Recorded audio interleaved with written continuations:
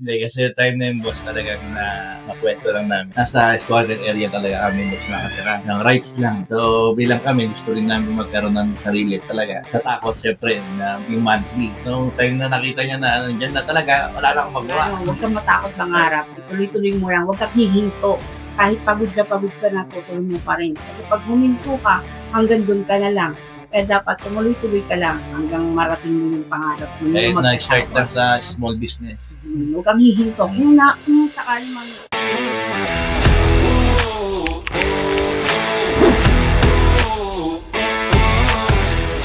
Hi guys! So, welcome ulit sa another podcast. No? So, yan, nandito tayo ngayon sa opisina ng ating kaibigan, si Adjate. And introduce ko sa inyo ating guest ngayon, si Boss Jim and si Madam Sheng. So, sila yung talagang, dalawa silang may-ari ng Adjate. No? Yun sir, dun sa introduction natin, pagpisa ka as empleyado to a owning ng sarili mong negosyo. Kasi yung iba sir, siyempre may mga interview sin ako nakausap. Marami din kasi sa ating mga viewers o sa mga talagang nagtatrabaho sa mga industry kagaya mo, sa construction or any field, na takot mag-switch sa pagninegosyo. Nung nung bago mo sir naisip na mag-switch sa pagninegosyo, yung bagay na parang doubt ka gawin ng pagninegosyo? Kasi syempre, stable yung income mo, may mga anak ka, may binubuhay, may mga bayarin tayong fix yan on a monthly basis. Kumbaga, ano yung naging, parang kiliti mo, yung parang umano sa'yo na kailangan ko lang gawin to. Parang ganun. Para magkaroon sila ng idea. Yung time na yan, talagang nakakatakot boss kasi financially. Yeah. O baka biglang iniisip mo, biglang hindi mag-click yung negosyo, wala akong pang support sa family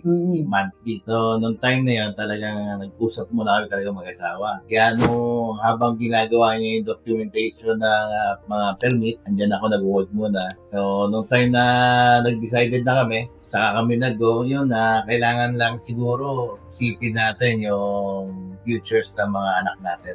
Kaya yung nasa isip ko ng dati na nagagawa din naman ng iba at kaya ko naman yung work ko basta focus lang. Number one naman din is mahal mo yung trabaho mo. Saka yan, lagi lang isipin nyo na kaya. Basta tulungan lang lagi. Hindi mo susubukan. And nagsabi rin sa akin ng isang mentor ko na taga Laguna, Jim, hindi natin masasagot yung tanong mo. Kasi tinanong ko yan, boss, magiging okay ba ako pag sarili ko? Hindi natin masasagot yan kung hindi mo susubukan. Yeah. Yung naging challenge sa akin na, walang masasagot sa tanong ko kung hindi ko subukan. So, yun, nagtuloy-tuloy kami na walang takot na everyday, kailangan trabaho lang, trabaho. Gahanap ng kliyente, kausap, email, hanggang sa magtanim ka na magtanim, 1 month siguro. Meron 2, isa, hanggang mayroon ka mga endorse na nakukuha sa mga naging kliyente mo rin. Katulad mo, boss, nakuha namin din sila, boss, noon start kami.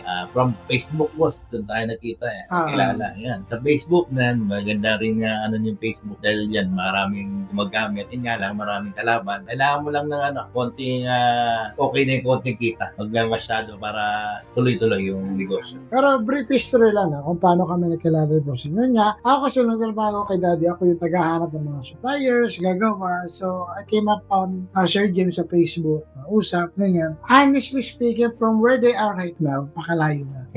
Doon sa, totoo yung sinabi ni Sir Jim na pupunta yan sa site namin, nakamotor. Motor yon, tapos may bit-bit na hagdanan. Yung hagdanan pang PLDT, hindi mo pang, kasi mahaba siyang hagdanan. Siguro paano niya kinakarga yun? Kasi those time, parang pandemic pa ata yun, o before pandemic, 19, ganyan, no? So, nung na yun, yung, kita ko siya lang mag-isa, nagkasama siyang backride, tapos may bit-bit ng hagdanan. Tapos yun na yun, siya natatapos ang isang 5-story building, 3-story building na project namin. Sila lang 2. So, nakita ko talaga yung hustle ni Sir Gino, na ako naman, kumbaga bilang, negosyante. Nagsimula din kasi kami sa ganun. So, kumbaga, si Boss yung partnership namin, talaga nabuo na sa tiwala. No? So, parang minsan kasi ang sarap din, sir, makakita nung kagaya mo na nakita ko kung paano nagsimula, like kung nasaan ka na ngayon. Tapos, honestly, yung turingan namin, ganun lang din. Wala naman nagbago. Wala nagbago, honestly. Kung wala saan siya ngayon, pa rin siya. No? Yun lang, Pero siyempre, nung nag-ano ka, nag-uumpisa ka, siyempre alam natin, bago mag-umpisa ng negosyo, may mga gagastusin tayo. Galing sa pagiging employee, prepared ka ba doon sa gastos? Kasi si Madam Sheng ang nagpe-prepare ng document. So, alam natin na kahit tayo mag-asikaso, meron pa rin talagang gastos. Prepare ba tayo doon? Kasi yung iba nating employee, sabi niya, wala akong budget, wala akong panula. Yun ang naging problem ba yung pera sa pag-umpisa? Naging problem talaga sa umpisa. Kaya lang yan, nagkaroon din kami ng konting tulong sa kapatid ko, Mga kaibigan. Pangalawa, si Oo. Lon. Si Lon. London. Si 5'6". Talagang pagka negosyante ka nga daw, marami kang utang. Totoo yan. Kaya yun, pagka utang, sa project, pagbayad ng project, balik sa kanila. Kahit konti siguro napupunta sa'yo, yun yung napapaikot-ikot namin. Yung unang client namin, si Co-op. Mm. Si Co-op nagtiwala sa amin. Nag-project siya ng ilang yun. Marami, 20. Karoon kami project sa kanila na mag-supply ng computer, mag-configuration ng network nila. So, nagtiwala sila sa amin dahil nga member kami. So, yun, sa ngayon naman, tuloy-tuloy din yung project namin sa Co-op. Sila yung ngayon nagiging rin namin sa financial sa ngayon. So, kung kailangan namin ng budget, si Co-op, yan yung magiging nyo. Hindi talaga magkakaroon sir ng pera nyo. Talagang pag negosyante, talagang huwag kayo matakot umutang. So, ibig sabihin, Sir G, kung wala kang pera, pwede kang mangutang. Yes po. Pero, gagamitin mo sa negosyo. Yes. Kasi ang hirap yung iba, takot mangutang kasi hindi alam kung paano babayad. Kung wala kang solid na plano or goal, wala kang pambayad. Tama? Kasi nagiging problema din kasi nung iba, sir. Oo, nakakautang sila. Oo, nakaka-start sila magnegosyo. Pero minsan kasi nakakalimutan nila magbayad eh. Yes. Lalo na sa inyo, sir. Nangutang kayo sa mga sa mga kaibigan, kamag-anak. So, alam naman natin ang kapalit niya. Pag hindi tayo, yung utang.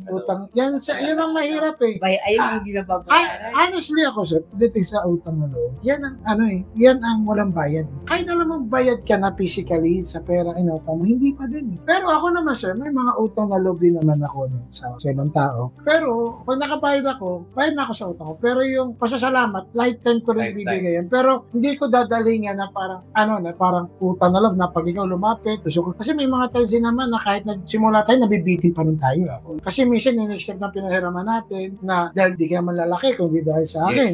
Yes, so, dapat, mamili din na ng utangan. No? Kasi minsan, nagiging nagiging parang jahi sa atin na parang nakakahiyaan na. Kahit bayad ka na, pag siya naman di mo pinagutang, sama na lang. So, basically, kahit nakita nyo yung trend, mag-asawa sila, tapos empleyado si Boss Jim, sumugal doon sa bagay na alam niya na may potential. So, yun. Then, nung nakita niya na potential, nangutang siya. So, ako, may mga utang din na pinapaikot. Ganyan ang pag-negosyo. No? As long as ginagamit mo ng tama, marunong ka magbayad, at pang negosyo, talagang magiging aahong ka sa buhay. So, sa ngayon, sir, ako nagulat, no? Kasi isipin yung promotor, ilan na ngayon, sir, ang services mo? Sa yung 4 wheels natin, meron na kaming 8. Yung motor naman, meron kaming 4. Lahat yung pang empleyado lang? Hindi naman. Yung pang empleyado namin, yung 5. Service na 3 L3, 2 UP na. Tapos yung iba sa inyo na? Sa amin na, service na. So, ito yung sabi natin, malayo na, pero malayo pa.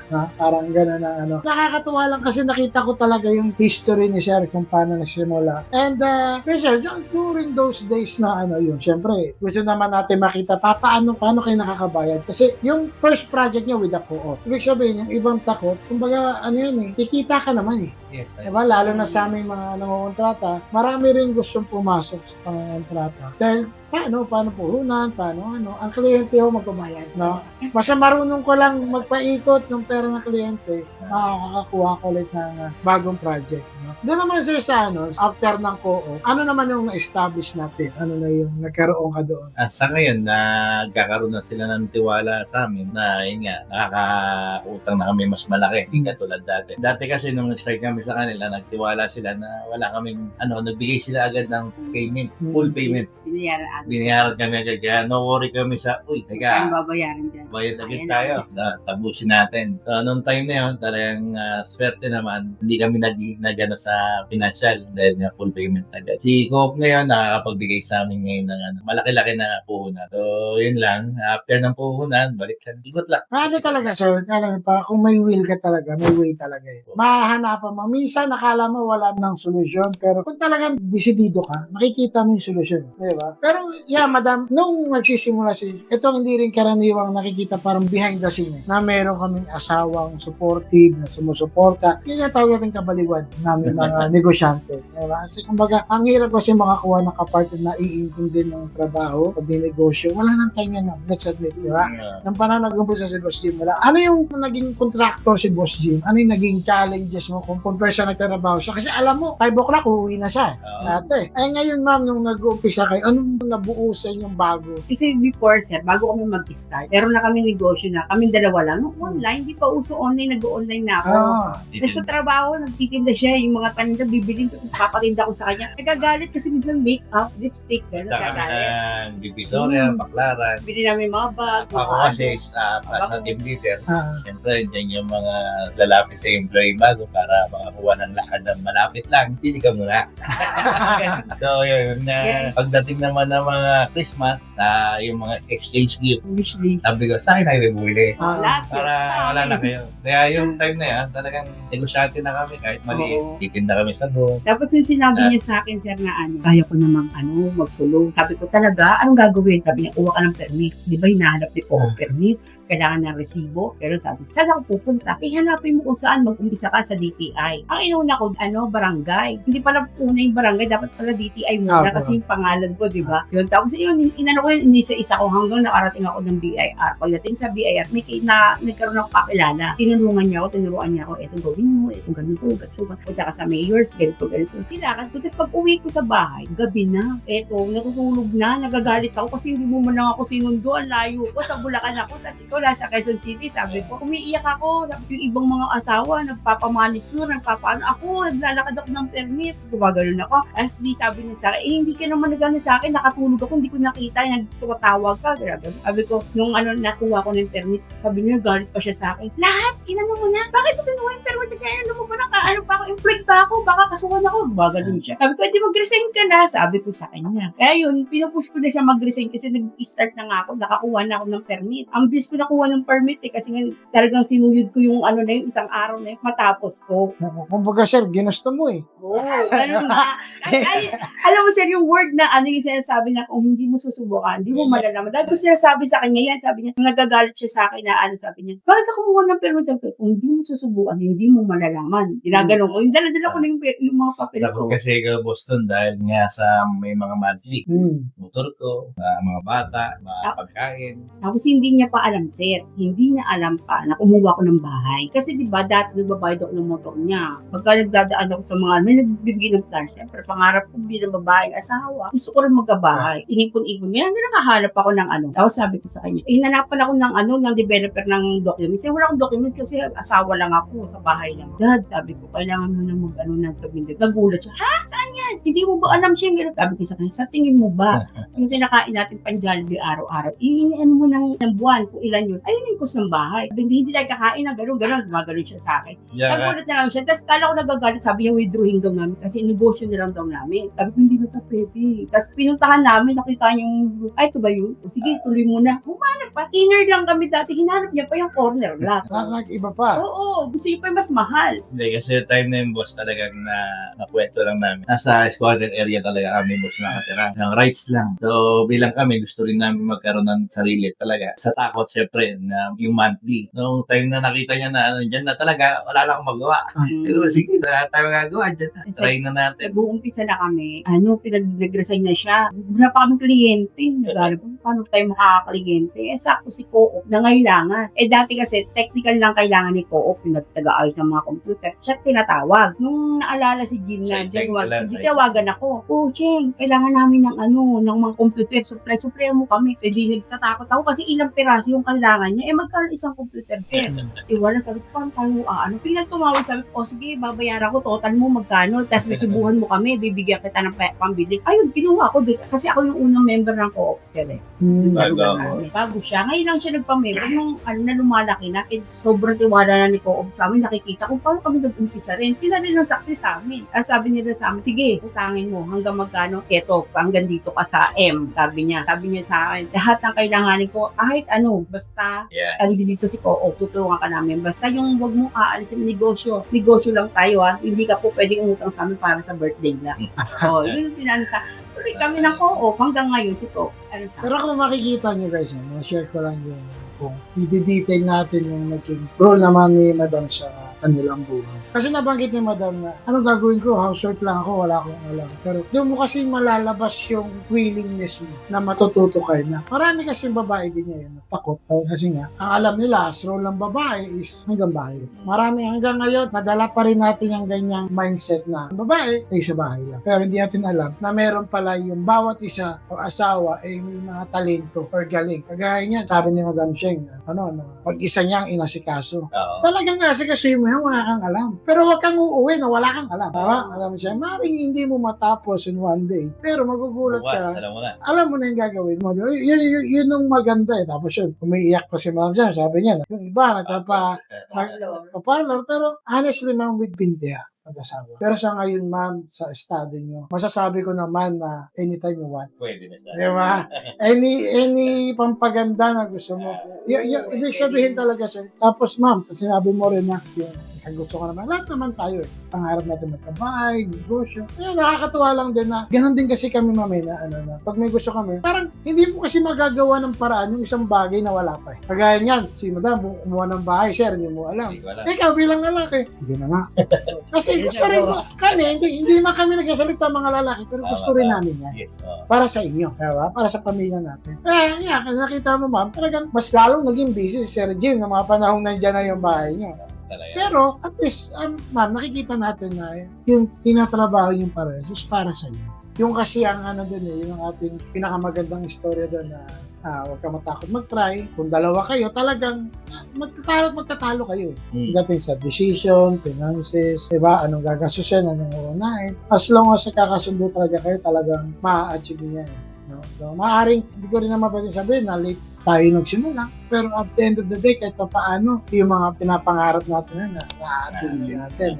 Yun na natin din. Kahit pa paano meron. So, yun na yun ang maano ko sa inyo na may isi-share sa inyo. Kahit na housewife ka or wala kang alam bilang babae. Kasi yun din talaga ang mindset na alam natin, lalaki ang magtatrabaho, lalaki ang kikilos. Pero sa buhay mag-asawa, dalawa ho talaga yan. Lalo na sa pagnegosyo. Siya ang pinakamagandang foundation ng isang negosyo. Dalawa kayo mag-asawa, alam nyo. Kasi if ever available si Boss Jim, nandiyan si Madam Sheng. Sasagot, marami nang alam si Madam Sheng ngayon. Siya na rin ba nagko-quote ngayon, sir? Nag-install ka kasi. Sa mga kliyente. Di ba? Nakita nyo? So, si Madam, isipin mo, ganyan na itsura Madam, nag-i-install, marunong mag-install. So, ibig sabihin, kahit ilatag ni Madam niya, kaya nga na-compute ka, magkano ka kasi. Sir, ako taga ng DBR. Buo siya na record. Kahit may mga tao na kami, ako pa rin. Tapos, nung hindi na ako sumasama, kasi nga, di ba, napuntis ako. Yun, hindi na ako sumasama. Hindi sila na, hinahayaan ko na sila. Ako na lang, naghahanap na lang din ako ng kliyente din. Pagka may kliyente ako, kasi hindi niya pinapunta, nagagalit ako. Naaway ko yan. Maganda, boss, talaga yung nag-start ka ng negosyo na alam mo yung from sa baba hanggang sa taas. Kasi mo lahat malalaman mo lahat. Kaya pag yung mga tao rin mas kinakausap ko, yan na naging ganito ako, dapat kayo rin ganito. Parang nakakatuwa na meron kang i-share na sa kanila. Yan ang ginagawa ko ngayon sa kanila sa mga tao ngayon. Para sabi ko, generation ko to Siguro, pag time na matanda na kami, sabi ko sa kanila, yung mga from 50 years old ba, sa akin na pa ba? Sabi ko, siguro hindi. Sabi ko, that's the time naman siguro nakikita nyo. Baka sa susunod kayo naman may-ari na kasi tulad ng industry na. Yung mama, pares kami ng mindset ni Sir Jim. Ako, ang mindset ko bilang hindi lahat ng empleyado ko tatagal. Hindi sa sir, observe ko talaga. Simula ako kay Daddy. Marami kami naging architect, engineer. Pero alam mo, sir, lahat ngayon may sarili. Kasi yung ba, si Daddy kasi pagkasama ko, on the technical side matututo ka Pero pag ako kasama mo, matututo ka paano ka magnegosyo Kasi kunyari, kasama mo si Boss Jim sa meeting, kung talagang willing kang matuto magnegosyo, yung mga bawat salitang binipigkas namin sa kliyente, yung paano namin resubahin yung mga problema ng kliyente, doon ka matututo Yes. Matututo ka na ngayon kung paano ka makipag-usap, makipag-deal sa kliyente. So, on that sense, natuturuan ka namin nung hindi namin alam. Pero ang nabibigay namin sa iyo is yung tamang daan. Yung tamang way. Kumbaga, time to time, nagsishare kami, share si Sir Jim kung paano sila simula. Na ibig sabihin, hindi porke empleyado ka, matatapos ka ng empleyado. Yeah. Kasi kami mga negosyante, kagaya ni Boss Jim, hindi kami takot mawala ng tao. Lalo't na kung kami yung nag-umpisa simula sa butas ng karayo. Yes. Yung mga ganong negosyante, hindi takot mawala ng tao. Kasi kaya kong gawin eh. Mag-isa eh. Umalis yung sekretary, umalis yung installer ko, umalis si layasong ko. Kaya bumili. Diba? Kaya kumbaga, kahit natutulog tayo, sir, alam natin yung tama sa mali na ginagawa ng tao natin. Nag-start nga tayo, boss. Isa lang eh. All in lahat, kayang gawin. Kaya yan nga, hindi takot tayo mawalan ng mga empleyado. Kaya kami, open kami sa mga sa mga employees namin. Doon sa mga challenges na hinarap namin, magbigay ng idea sa kanila. Kasi sa kanila mga from intern, may intern ka na ngayon siya, no? From intern, tapos siya mag-OJT, tapos magtatrabaho. So, yun doon pa lang sa intern. Yung kasi sir ang hindi natuturo kahit saan. Yung mga knowledge, yung mga words of wisdom natin, hindi nila matututunan, hindi nila mapapulot yan. Ika nga, sabi ko sa mga tao kasi, maaaring makakuha ka ng malaking sahod. Pero yung matututunan mo dito, hindi kayang bayaran. Tama, boss. Kaya lagi ko sila sabi sa empleyado, yung mga natututunan mo sa mga pagsasalita, yung mga bang magkaroon ka ng self-confidence. Yung iba ngayon, mga tahimik, iya. Yan ngayon, nung pinapaliwanag ko sila, ganyan din ako dati. So, kailangan, hindi naman nila alam kung ano yung alam mo, iyan mo lang. Share mo lang na i-share at ipaliwanag mo na ipaliwanag. May clicks na sa'yo.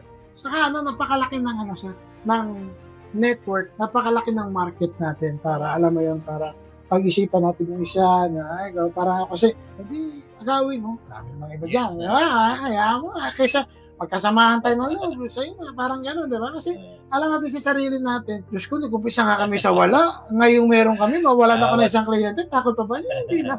Di ba na, relax na tayo ngayon, mas buhay na tayo ngayon. So, yan ang nakakatuwa lang din talaga, no, na parang yung, ngayon sir, masasabi mo ba na yung success mo ngayon is parang dumadaan na lang? In a sense na parang ako kasi sir ganun eh, parang yung pinangarap ko dahil sobrang gusto kong ma-reach yun, malagpasan ko na pala siya. Nagkaroon kayo ng ganun pinangarap. Parang yung iba kasi ng tao, so pag na-reach nila yung goal nila, yung mayabang. Diba? Tayo kasi sir, nagaling tayo sa baba. Pag na-reach natin, parang, dumaan na pala yun, hindi ko alam. Parang kagaya siya, promotor, nagkakotse ka, tatlo, ang dami mo na sir. Parang dumadaan na lang, pero pag iba-backtrack mo, na-reach ko na pala siya. Anong feeling ng ganun siya? Wala naman, sa akin boss nga dati nung wala parang magkaroon na meron to. Pero nasabi mo, nandiyan na, wala na. Dati. Gusto namin. Gusto namin magkasasakyan. Wala akong sasakyan. Di kami makaalis. Kasama mga anak namin. Kung nagkaroon na kami ng sasakyan, wala na. Diyan na lang kami. Minsan na lang kami pagka may time. Nihirang kami sa sasakyan yan, boss, para na may pasyal yung mga anak. So ngayon, parang dumada. Pero ang hindi nagbago sa atin sir, kahit na ganun, tuloy ko rin tayo. Yes. Parang we accept day by day as a challenge. May challenge pa rin. Meron tayong yun lang din. Minsan kasi parang nagiging ungrateful tayo. Minsan naman nagiging ungrateful tayo sa nakukuha. Hindi lang natin napapansin. Hindi natin nabibigyan ng malaking importansya, pero on ourselves, okay, natin gano'n. Kasi yung goals naman natin, pangarap, wala namang katapusan. Diretso lang. Basta tayo, laban lang, tuloy lang sa pagnegosyo. So ngayon, sir, sa study nyo, mag-asawa, anong maiipapayo nyo sa mga, marami ngayon nakagaya ko na maagang nag-asawa. Boss niya, maaga tayo nag-asawa, di ba?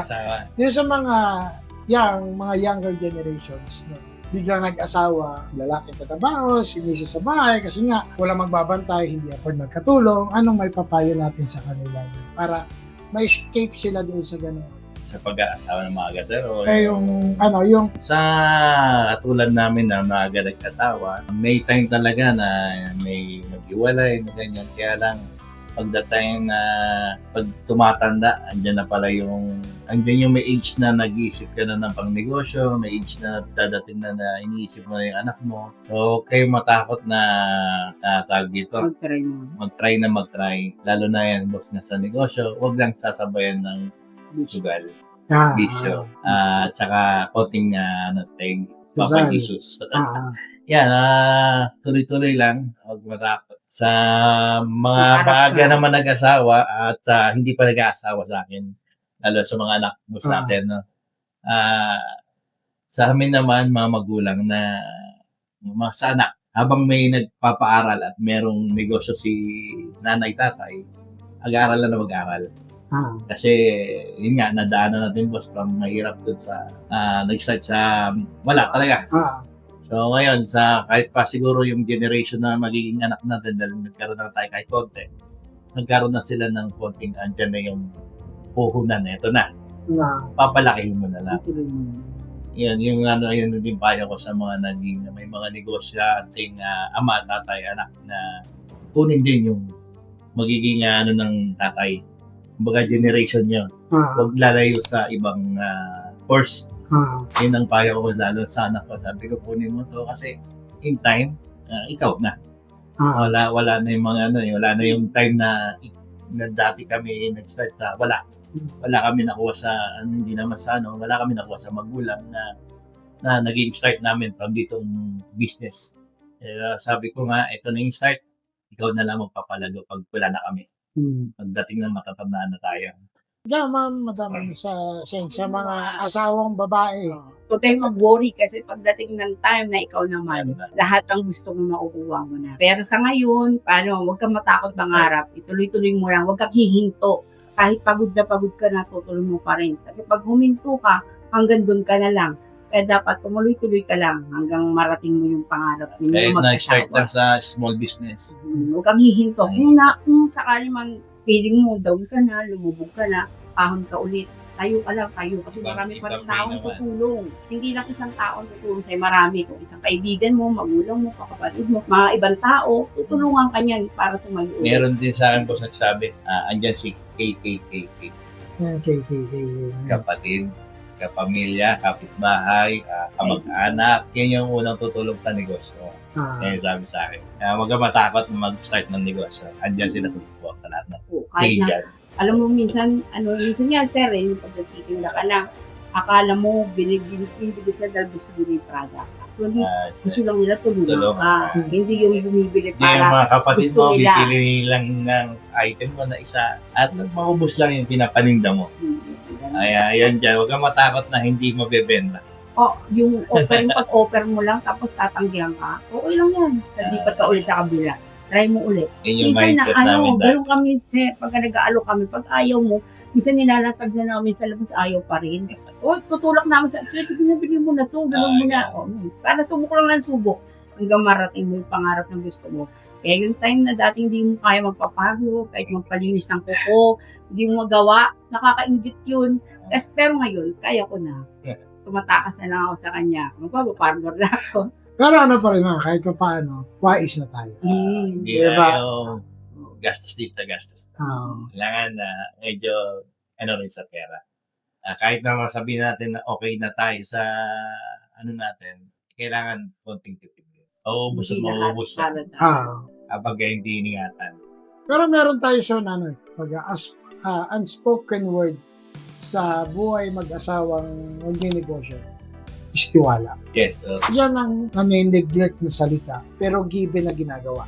Diba? Kasi kung hindi nagtiwala si Ma'am Sheng sa decision ni Boss Jim na magtayo ng negosyo at hindi rin tiwala si Boss Jim sa mga ginagawang dokumento, papeles, I think wala sila ngayon. Empleyado pa rin ako. Yun ang kasi ang kailangan talaga dyan, tiwala sa isa't isa. Magkamali man ang decision ng isa, dahil nagtiwala ka, gamay ka. At ang maganda doon, kahit ikaw ang nagkamali isa, dalawa kayo nag-resolve. Yun ang natin dyan, maganda sa istorya ni Ajatek, no? And yun, siguro sa'yo matatanong ko, siguro ROI na ba kayo? Meron na. Pero tuloy-tuloy pa rin. ROI na sa lahat. Kasi kung tutuusin sir sa mga kagaya natin, on the first project, ROI na tayo. Kasi naging puhon na lang naman natin sa mga ganito laway. Diba? Sabi ko nga sa'yo, magbabayad ang kliyente. So, isipin mo, from the first project pala, sa multiple project, matagal na silang ROI. Diba? Pero at the end of the day, tuloy-tuloy pa na sila na as if wala silang project. Kasi ganun kami mag-isip ng negosyante. Hindi kami natatapos sa isa. Hanggat may makukuha at kaya namin i-serve, kukuha kami ng project. No? So, yan guys. So, thank you no, sa time, sa pagsama sa amin, no, sa interview with Boss James, Madam Sheng. No? And sana may mga napulot kayong knowledge sa amin na huwag kayong matakot mag-try. Kaya nga sabi ni Boss James, hindi ko masasagot ang tanong mo kung kakayanin kung hindi mo sinusubukan. Subukan. Kasi makakasagot niyan din yung nagtanong eh. Parang sinabi mo, masakit ba yan? Try ko sa'yo. Diba? Parang mga ganon. As simple as that. Diba? So, yun. Maraming salamat, no? Boss Jim, Madam Sheng. And wish me again, like, a new day, a new life.